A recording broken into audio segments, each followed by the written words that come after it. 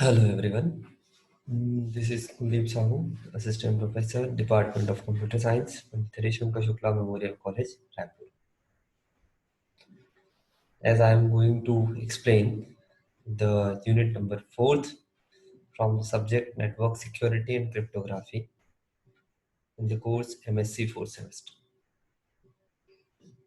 I already explained all the 4 videos about this topic, and there are few topics left that is covered in this video. Let's start. In this video, I am going to explain the types of intrusion detection. हम पहले भी देख चुके हैं कितने प्रकार का intrusion detection के टाइप होते हैं. अकॉर्डिंग टू दैट टाइप हमारे पास 3 से 4 तरीके के इंट्रूजन डिटेक्शन के टाइप होते हैं.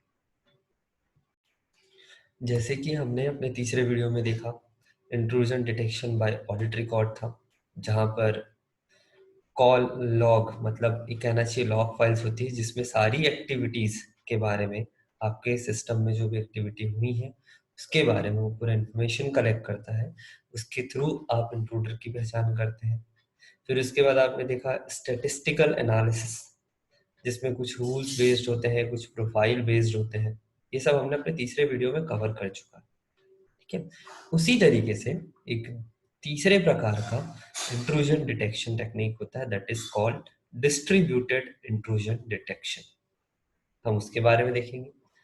उसके बाद under this intrusion detection there is a thing honeypot. ये क्या होता है हम ये जानेंगे. ये दोनों चीजें आज की डेट में बहुत ज्यादा यूज में आने वाली है. बताएंगे ये क्या होता है. Next part is a DDoS attack. ये क्या होता है इसके बारे में भी हम आपको बताएंगे. So let's start with first distribution intrusion detection. देखिए डिस्ट्रीब्यूटेड इंट्रूजन डिटेक्शन. सबसे पहले हमने आपको बताया था कि 7-8 अलग अलग प्रकार के अटैक्स होते हैं आपके सिस्टम पे इंट्रूडर के द्वारा. हम क्या करते हैं, उन अटैक की पहचान करते हैं, कौन से तरीके से इंट्रूडर हमारे सिस्टम तक घुस सकता है, और फिर उसी चीज को मॉनिटर करते हैं. ठीक है.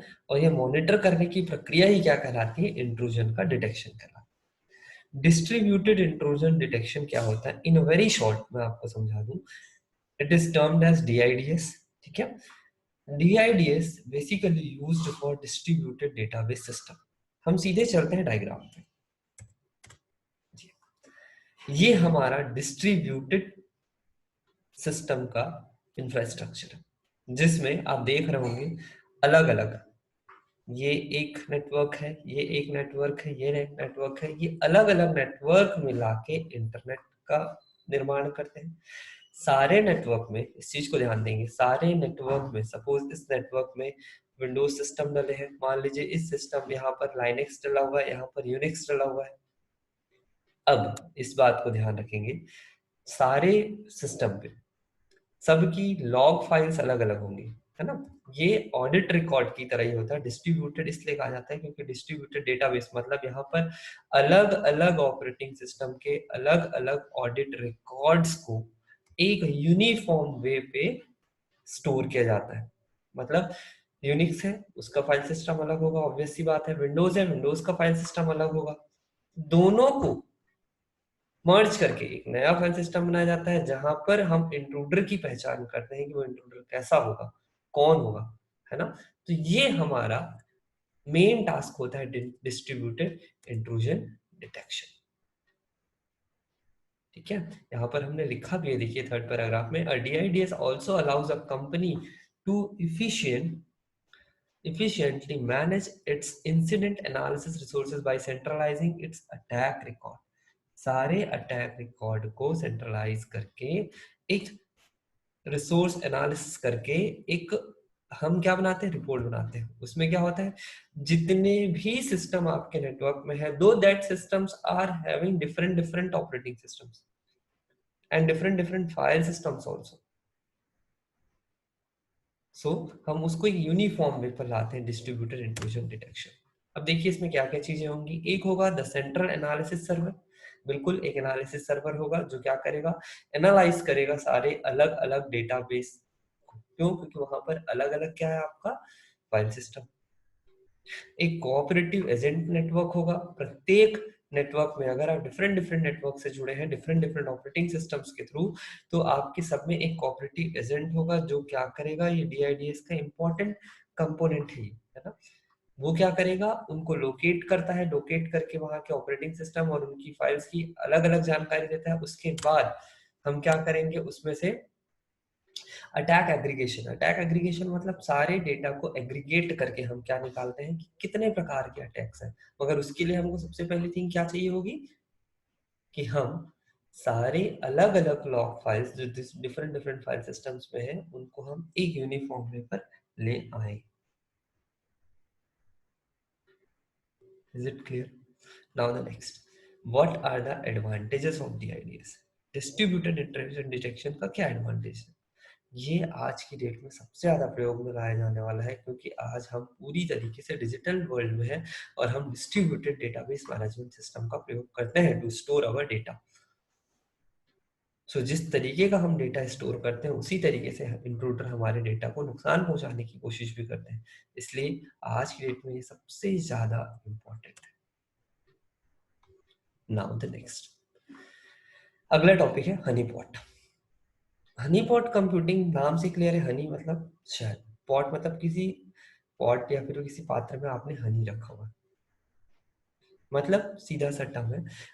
देखिए, हम अभी तक क्या करते हैं, इंट्रूजन डिटेक्शन में आपने देखा कि एक सर्वर है, मान लीजिए किसी पर्टिकुलर यूनिवर्सिटी का सर्वर है। उस यूनिवर्सिटी के सर्वर पे कोई हैकर अटैक करके वहां के डेटा को चुराना चाह रहा है, ये रिजल्ट को मॉडिफाई करना चाह रहा है। हमेशा एक चीज याद रखिएगा, हनी पॉट का मतलब होता है कि हम क्या करते हैं, हम डायरेक्ट एक सर्वर को सीधे सीधे व्यू कराने के बजाय हम सर्वर का एक रेप्लिका बनाते हैं। यहाँ पर हम सर्वर का क्या बनाएंगे, एक रेप्लिका बनाएंगे। रेप्लिका मतलब उसका डुप्लीकेट बनाते हैं और उस डुप्लीकेट को सर्व कर देते हैं किसको, यूजर्स को। अब जितने भी अटैकर्स हैं, देखिए हनी पॉट है ना वो, अब जितने भी अटैकर्स हैं वो अटैकर किस में करते हैं, रेप्लिका पे अटैक करते हैं। इसकी सहायता से हम वो जितने भी इंट्रूडर हैं उसको आइडेंटिफाई कर लेते हैं और उन इंट्रूडर्स को फिर हम अपने ओरिजिनल सर्वर पे ब्लॉक कर देते हैं।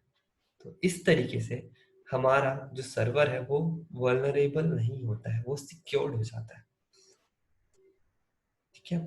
हनी पॉट बेसिकली कहाँ यूज होता है, honeypots are most often used by large enterprises and by companies involved in cyber security research to identify and defend attacks from advanced persistent threat actors.